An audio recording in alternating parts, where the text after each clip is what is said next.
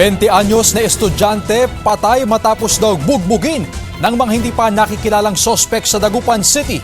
Makibalita tayo kay Russell Simorio ng GMA Regional TV 1 North Central Luzon.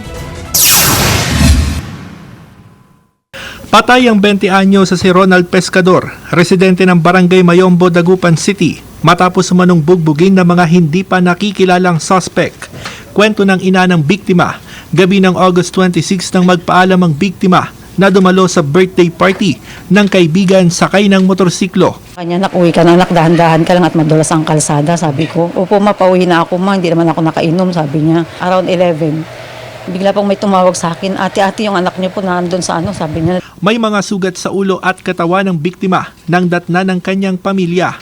Dinala siya sa ospital kung saan nanatili siya ng mahigit 1 linggo bago siya pumanaw nitong September 4. Ayon sa Dagupan City Police, unang inireport sa kanila na naaksidente ang biktima. Pero lumalabas sa inisyal na pagsisiyasat ng pulisya na nasawi ang biktima sa pambubugbog. Wala ring nakitang mga gasgas ang kanyang motorsiklo. Puntahan nyo nga, magkanda kayo ng investigation. Ako, yan, binugbog ng 3 kalalakihan yan. Yun ang lumalabas sa aming investigasyon. At kilala na namin. Wala na, mabait siyang bata, sir, kahit saan po kayo magtanong dito sa PNR. Sana, sir, lumitaw na siya, sir, kung sino man siya, makonsensya siya at sumuko na siya, sir, para alang-alang sa anak ko.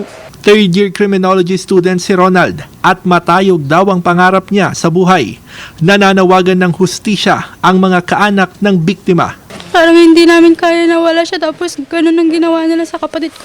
Tapos yung sa may gawa po sa kapatid ko, sana lumabas ka na kasi wala namang ginagawang masama yung kapatid ko.